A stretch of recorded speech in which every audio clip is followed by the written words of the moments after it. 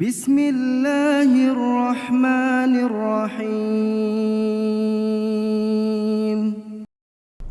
Kita tunggu sebentar, sholat.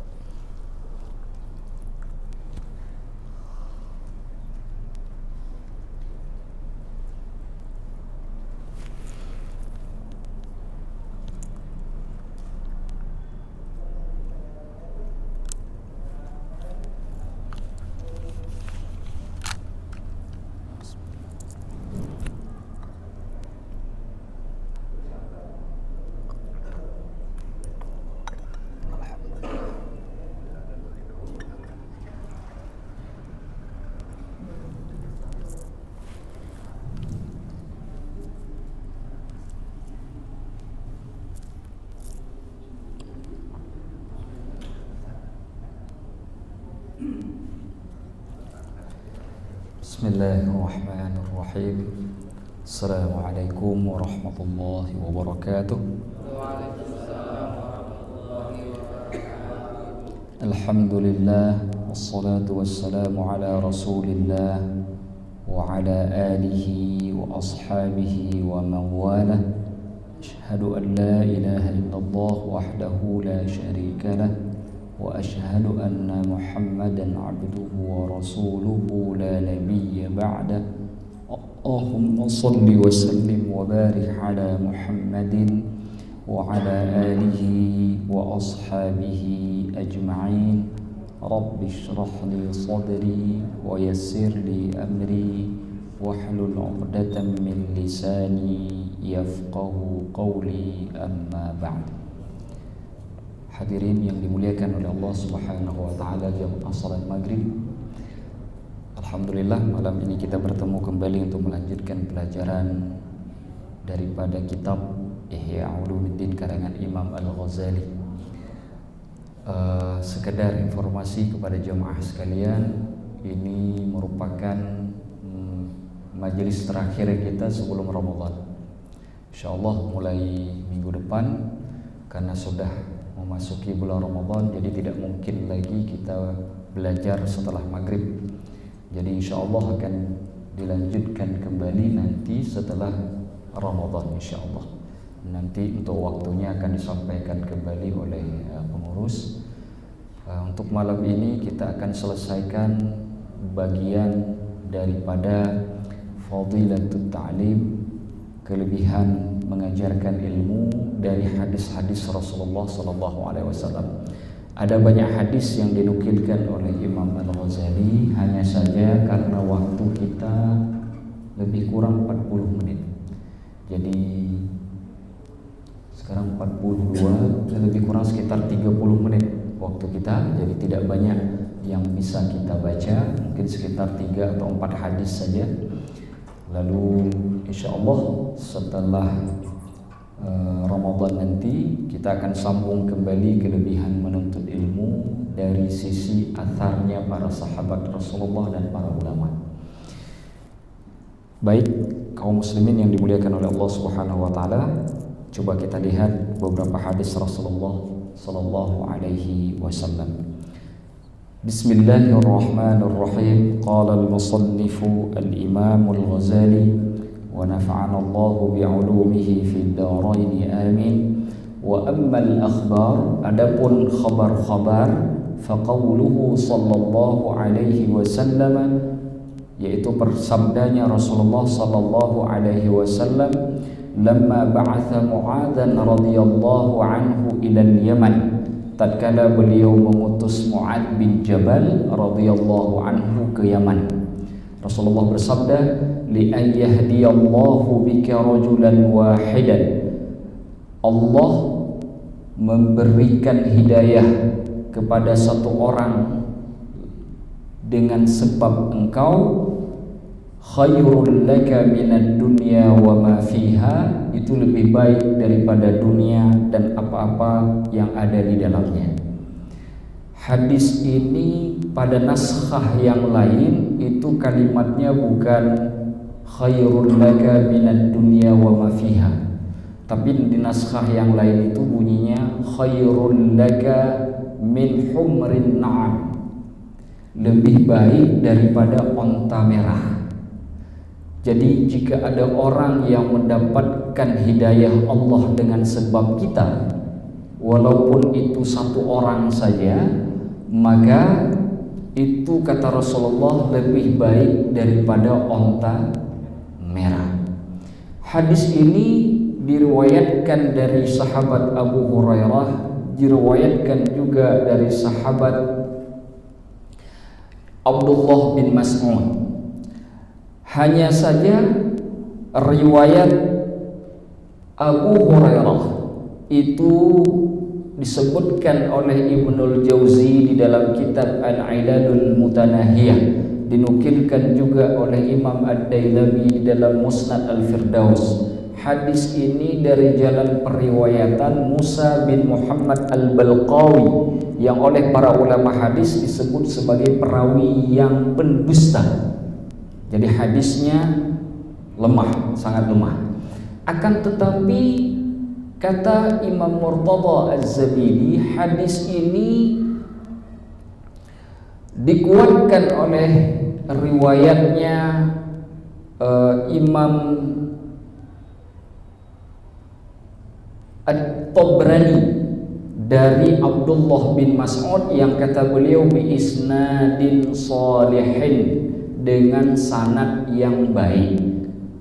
Disebut sanad yang soleh artinya hadisnya sampai kepada hadis hasan. Hadis hasan boleh dijadikan sebagai rujukan. Nah, pertanyaannya adalah kenapa disebut onta merah di dalam hadis? Di masa Rasulullah SAW, harta yang paling berharga itu onta. Dan dari sekian banyak onta, itu onta yang paling mahal itu ya onta merah. Bahkan kalau hari ini ada onta merah, Pak, itu harganya bisa sampai 500 juta. Satu Fortuner. Makanya kalau dulu disebut onta merah, kalau sekarang Ferrari.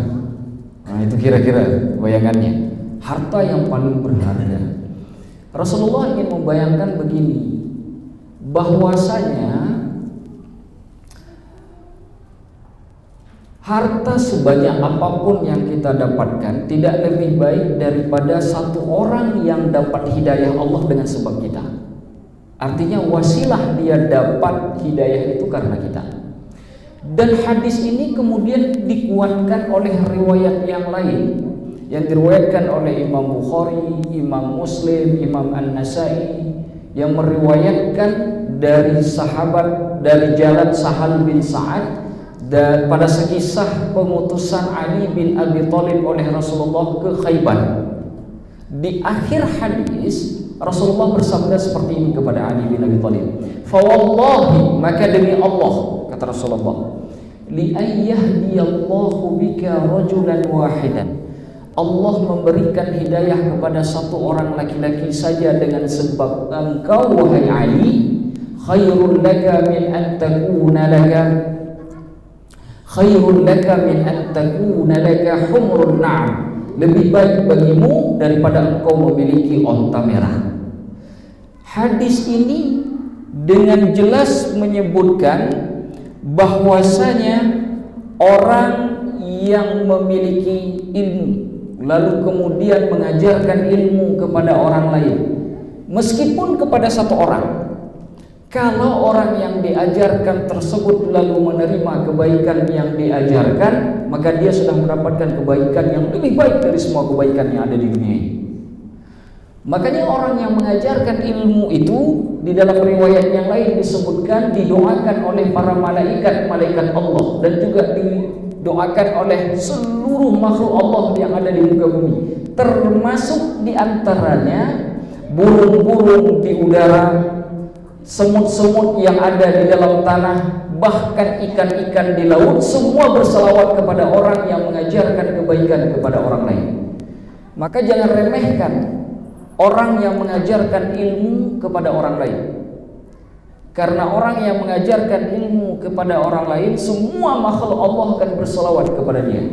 Itu sebabnya kenapa pada bab yang lalu kita ceritakan, jika orang yang syahid nanti ketika dibangkitkan di hari kiamat bisa memilih maka dia memilih untuk dibangkitkan sebagai ulama daripada orang yang syahid. Nah, jadi masalah sekarang kita, Pak, syahid tidak, jadi ulama juga tidak. Ini masalahnya. Tapi jangan berputus asa, karena kata Allah di dalam Al-Quran, sebagaimana disampaikan oleh Nabi Yakub ketika Nabi Yakub menyuruh putra-putranya mencuri Nabi Yusuf.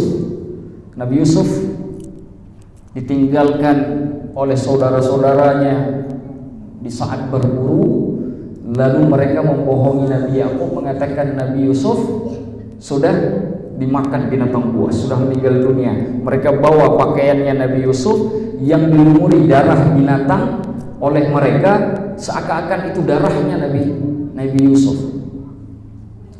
Tetapi Nabi Yakub tidak pernah putus asa, dan kalimat Nabi Yakub ini direkam oleh Allah di dalam Al-Quran, lalu menyuruhkan seluruh anak-anaknya untuk mencari Nabi Yusuf, karena beliau yakin Nabi Yusuf belum meninggal dunia. Apa kalimatnya? La tayasu min rauhillah, jangan kalian berputus asa dari rahmat Allah. Innahu la yayasu min rauhillahi illa al-qaumul kafirun, sesungguhnya tidak ada yang berputus asa dari rahmat Allah kecuali orang-orang kafir. Artinya orang muslim dalam kondisi apapun tidak boleh putus asa kepada Allah. Ustaz, saya banyak sekali bikin maksiat hari ini, istighfar. Masihkah ada harapan? Masih. Jangan putus asa dari rahmat Allah. Besok lakukan lagi maksiatnya. Ustaz, saya sudah melakukan lagi maksiat, istighfar lagi. Jangan putus asa kepada rahmat Allah. Setiap kita mengetahui bahwa kita melakukan keburukan, ingat kata Allah di dalam hadis qudsi, inna rahmati sabaqat ghadabi, sesungguhnya rahmatku mendahului marahku. Allah punya murka, Allah juga punya cinta, tapi cinta Allah lebih besar dari murka Allah. Kasih sayang Allah lebih besar daripada amarahnya Allah. Inna rahmati sabaqat ghadabi, rahmatku mendahului marahku, kata Allah. Jadi kalau kita bikin masalah, bikin salah, bikin hal-hal yang dilarang oleh agama, bersegeralah istighfar kepada Allah. Jangan pernah putus asa. Allah itu as-sabru, sabar. Sebelum nyawa kita sampai ke kerongkongan, insya Allah tidak pernah Allah menutup pintu taubat. Hanya ada dua tempat Allah nutup pintu taubat. Satu, kalau nyawa sudah sampai ke kerongkongan, udah nyampe kerongkongan baru ucap, ya Allah aku beriman, ditutup pintu taubat, tak ada lagi. Yang kedua, nanti ketika matahari terbit dari barat, yang merupakan salah satu dari 10 tanda kiamat besar. Kalau itu sudah terjadi, maka siapapun yang mengatakan asyhadu an la ilaha illallah wa asyhadu anna muhammadar rasulullah sudah tidak diterima oleh Allah. Sekarang masih diterima. Maka sebesar apapun masalah yang kita lakukan, kesalahan yang kita lakukan, jangan putus asa dari rahmat Allah. Wa la tayasu min rauhillah, jangan putus asa dari rahmat Allah. Nah, dalam bab ilmu jangan putus asa dari rahmat Allah.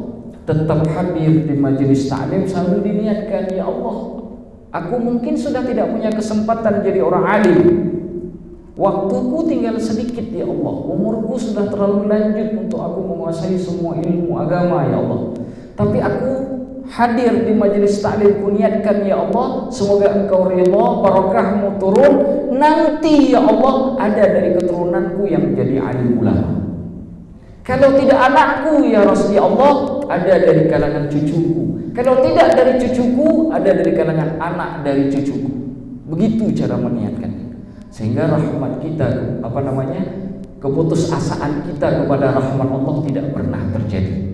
Sehingga kita selalu di dalam pengharapan yang optimis kepada rahmat dan barakahnya Allah. Baik.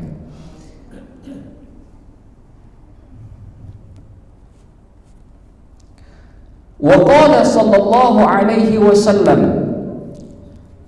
Rasulullah sallallahu alaihi wasallam bersabda, innallaha azza wa jalla, sesungguhnya Allah azza wa jalla, la yantazi'ul ilma, tidaklah mencabut ilmu, intiza'an, sebenar-benar cabutan, minan nas, dari manusia, ba'da ayyutiyahum iyyah, setelah Allah memberikan ilmu tersebut kepada mereka. Walakin yadhhab bidhahabil ulama, akan tetapi ilmu tersebut pergi bersamaan dengan perginya ulama.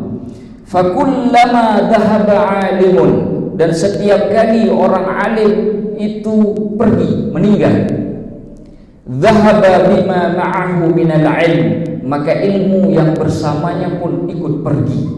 Hatta idza lam yabqa illa ru'asa'a jahalan, jika sudah tidak ada sisa lagi di atas muka bumi ini kecuali para pemimpin-pemimpin yang bodoh.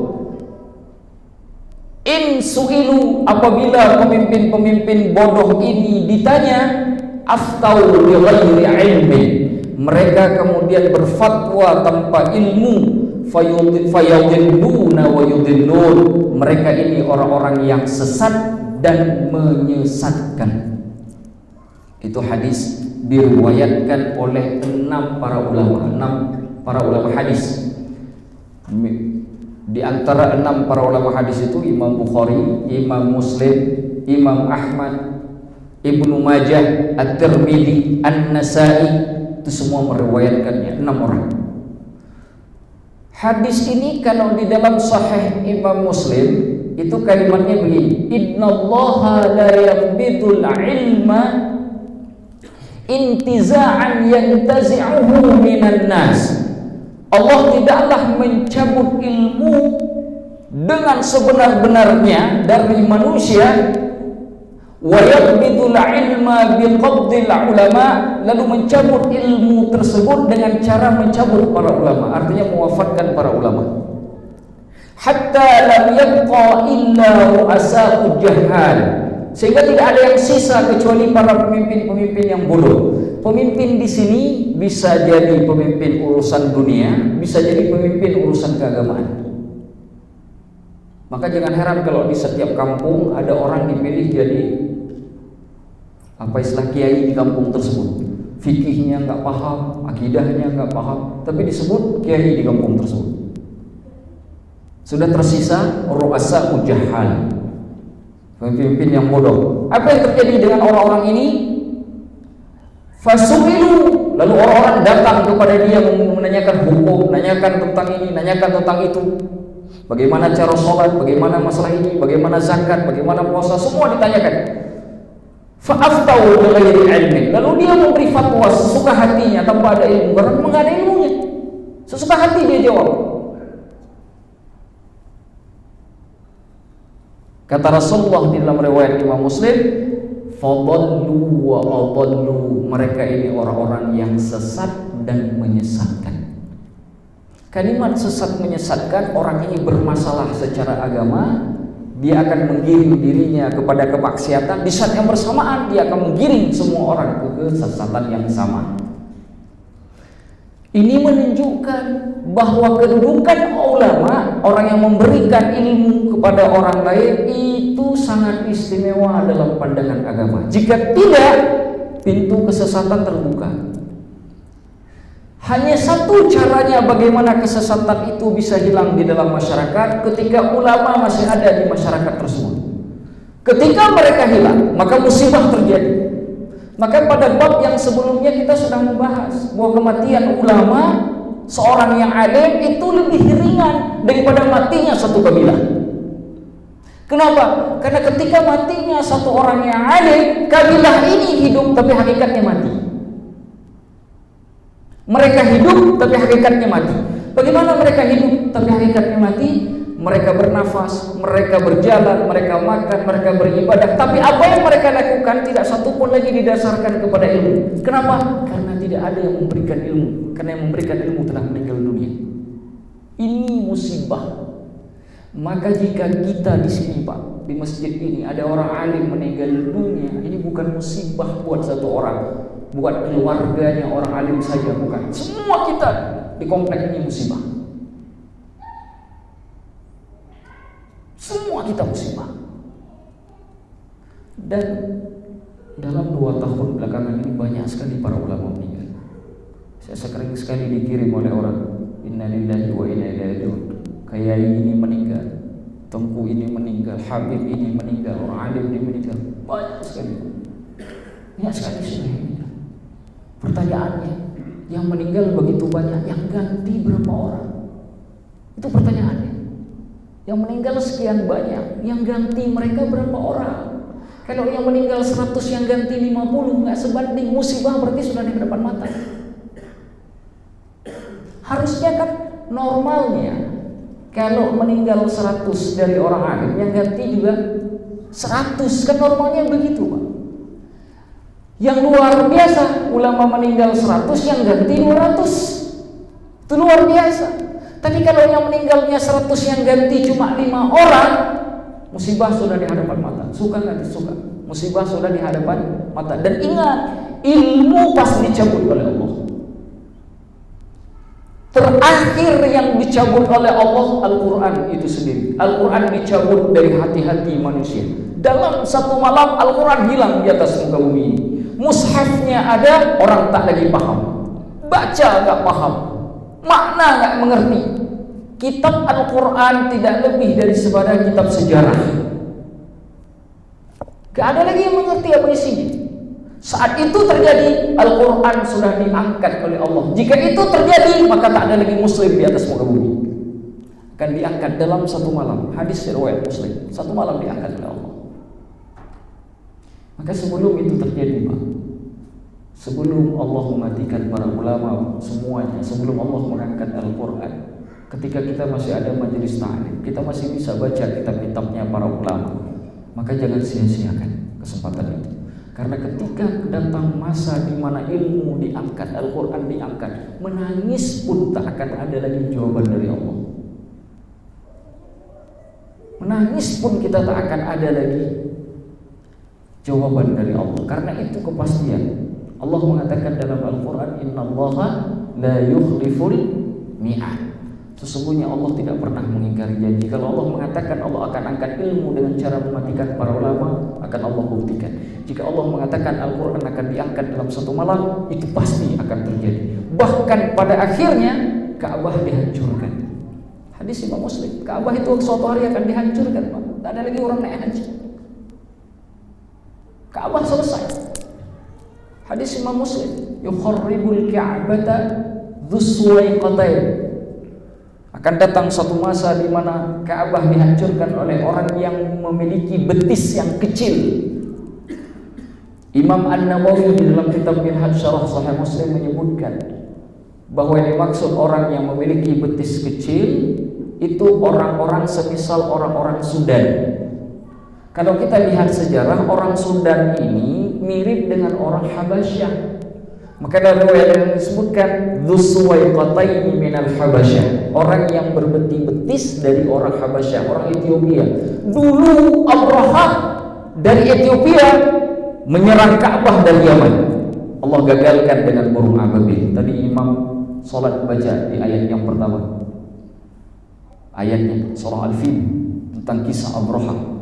Nanti di akhir kiamat, waktu sudah mendekati kiamat, orang Habasyah Ethiopia itu akan menghancurkan kembali Ka'bah. Dengan apa Ustaz dihancurkan? Dengan alat-alat keras. Satu persatu batu bata yang ada di Ka'bah itu runtuh, Ka'bah selesai, hilang. Tak ada lagi Ka'bah di atas muka bumi. Habis. Kalaulah ulama meninggal, kalaulah Al-Quran diangkat, kalaulah Ka'bah dihancurkan, apa yang tersisa di agama Allah ini di atas muka bumi ini? Kalau itu sudah terjadi, maka semua di atas muka bumi ini yang terikat hanya orang-orang yang tidak lagi mengerti kalimat syahadatain. Kalau itu sudah terjadi, itulah kiamat akan terjadi. Inilah bahasanya hadis Rasulullah dalam riwayat Imam Muslim, fa'alaihim taqumus sa'ah. Atas mereka lah kiamat itu terjadi. Kalau itu sudah terjadi, kiamat akan terjadi. Selesai, Pak. Selesai kehidupan. Makanya saya kadang-kadang sedih melihat orang terlalu mengagungkan kehidupan dunia. Tapi di sisi yang lain, mereka melupakan Allah dan Rasulnya. Saking nikmatnya mencari rezeki, seakan-akan tidak ada lagi waktu untuk mencari ilmu. Saking nikmatnya dengan kehidupan pekerjaan karena memiliki jabatan yang tinggi, seakan-akan Al-Quran itu tak lagi ada manfaatnya. Insyaallah minggu depan kita akan memasuki bulan Ramadan, Pak. Pengalaman kami ketika kami di pondok, bulan Ramadan itu bulan yang paling ringan kita untuk khatam Al-Quran. Kalau bulan Ramadan kita gak bisa khatam Al-Quran, jangan mimpi bulan lain bisa khatam Al-Quran. Karena yang paling ringan itu ya bulan Ramadan. Saya berharap jamaah yang mendengarkan suara saya malam ini semuanya merancang dari sekarang, saya harus khatam Al-Quran bulan Ramadan tahun ini, wajib. Ustaz, saya baca Al-Qurannya belum bisa. Datang ke Ustaz Muhammad, di sini kan beliau mendiri Al-Quran. Datang, gak ada alasan gak bisa baca Al-Quran. Wajib, diwajibkan terhadap atas diri kita masing-masing. Ramadan kali ini minimal harus khatam Al-Quran 1 kali, 30 juz. Wajib hukumnya. Kalau enggak juga tergerak, saya tak tahu harus mengatakan apa lagi. Karena jika di luar bulan Ramadan, berat sekali. Saya ajarkan bagaimana cara mengkhatam Al-Quran bulan Ramadan. Setiap juz Al-Quran, kalau kita baca juz yang habis ayatnya itu di akhir setiap halaman, atau disebut biasanya dengan Quran pojok. Quran pojok ini Quran yang dipakai oleh orang hafal Quran. Itu setiap juz ada 10 lembar atau 20 halaman setiap juz, kecuali juz 30. Juz 30 itu ada 11 lembar. Nah, 10 lembar ini dibagi 5 sholat. Berarti setiap sholat dapat 2 lembar. Cara bacanya 2 lembar itu kan artinya 4 halaman. Cara bacanya 1 lembar sebelum sholat, 1 lembar sesudah sholat. 2 halaman sebelum sholat wajib dan 2 halaman sesudah sholat wajib. Ketika masuk ke masjid, pergi ke masjid cepat, jangan nunggu azan. Sebelum azan sudah datang ke sini, buka Al-Quran. Buka Al-Quran, baca 2 halaman. Setelah baca 2 halaman nanti sholat. Setelah sholat, habis sholat sunnah, jangan tinggalkan masjid. Buka lagi Al-Quran. Ini saya lihat ada Al-Quran ini, ambil Al-Qurannya, baca, gunakan.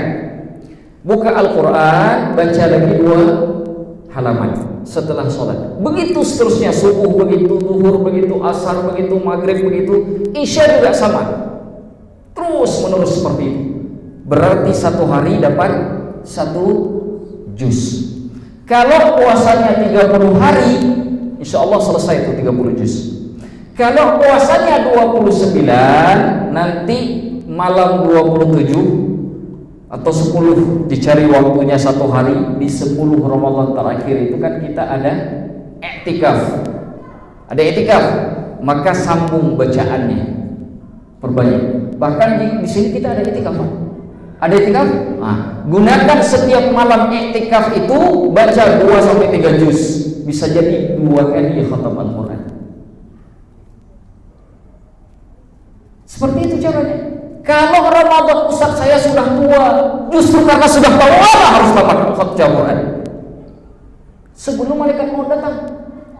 Karena begitu malaikat maut datang, kita nggak bisa lagi cerita apapun. Ini kesempatannya. Bulan Ramadan tahun ini.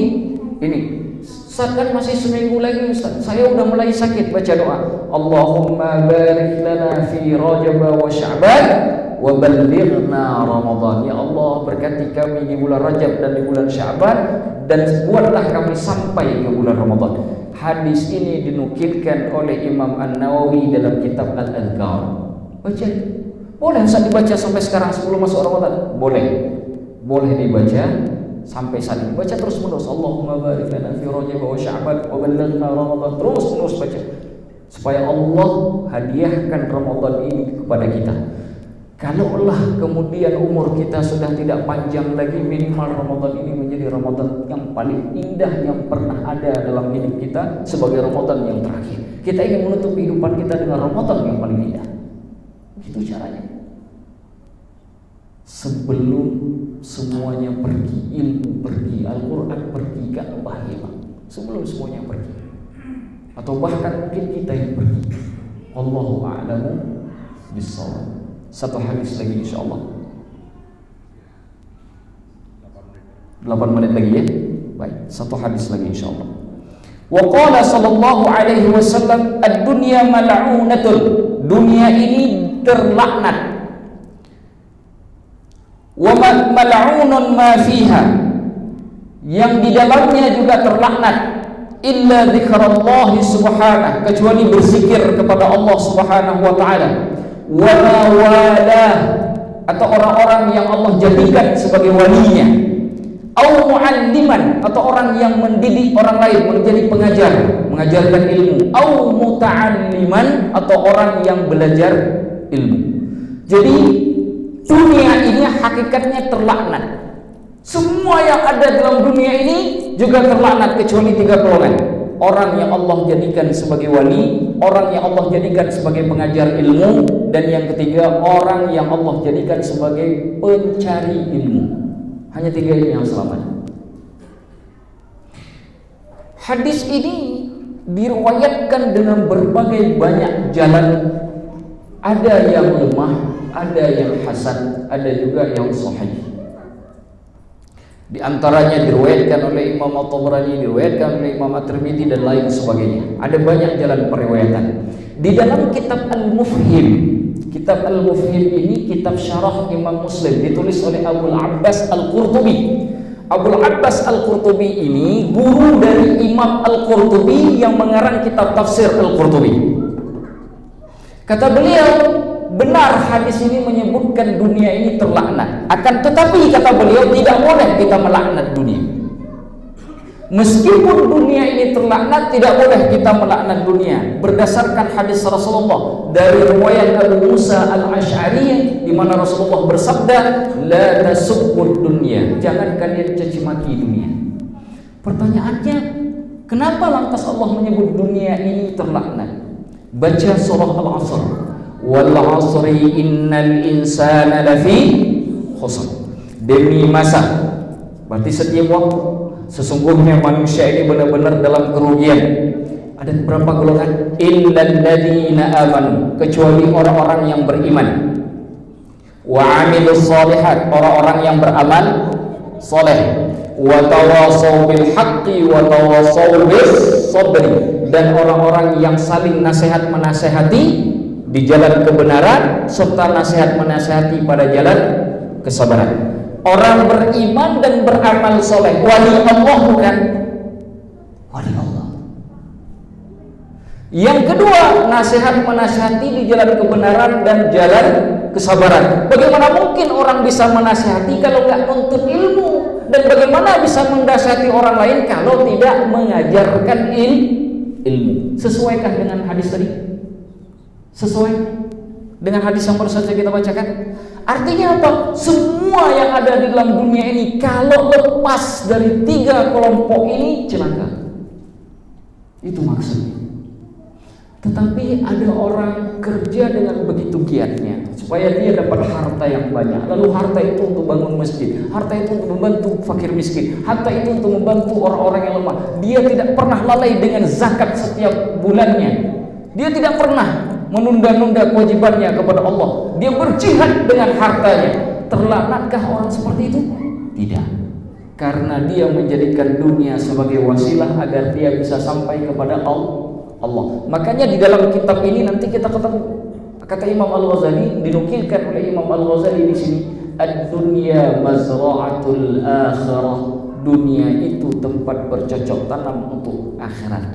Bagi yang bercocok tanam ke akhirat, dia selamat. Kalau lupa bercocok tanam di akhirat, itulah yang dilaknat, itulah yang celaka.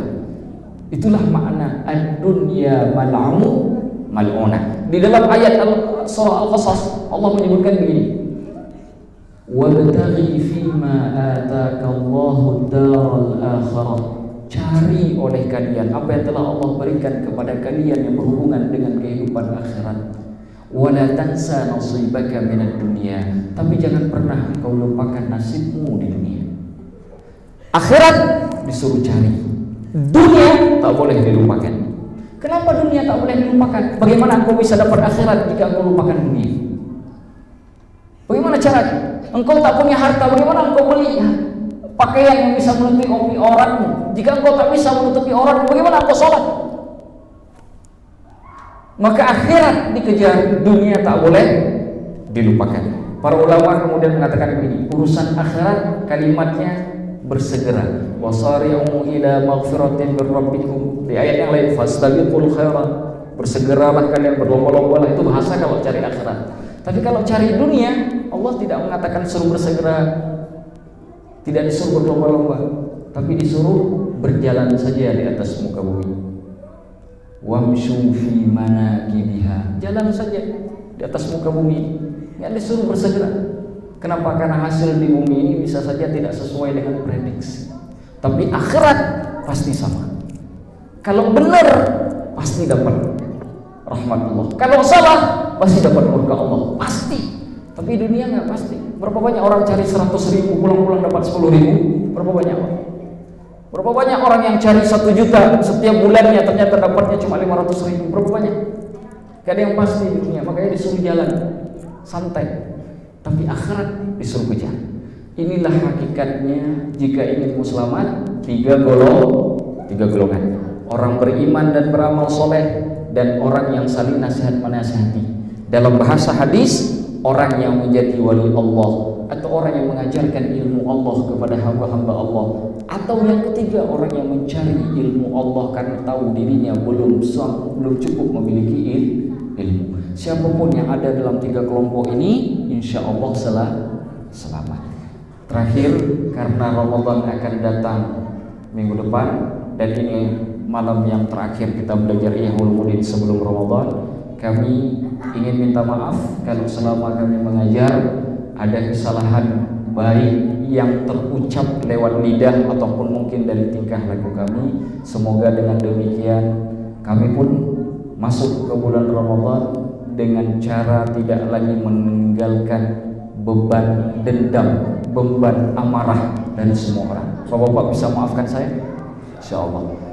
Dan saya doakan kepada Allah, ya Allah, semoga di bulan Ramadan ini, ya Allah, kami semua yang hadir di majelis ini, Engkau kuatkan kami untuk bisa beribadah dengan kuat, supaya Ramadan ini menjadi Ramadan terindah yang pernah kami jalani.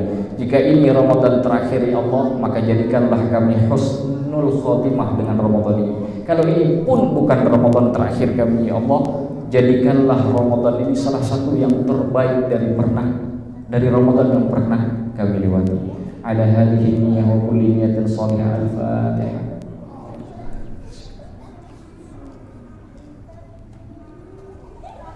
Sallallahu khairul maghdubi alaihim waladdallin. Bapak yang dimuliakan Allah, saya akhiri sampai di sini. Hadanallahu wa iyyakum ajma'in. Aqulu qawli hadza wa astaghfirullahal azim. Wassalamualaikum warahmatullahi wabarakatuh. فبأي آلاء ربكما تكذبان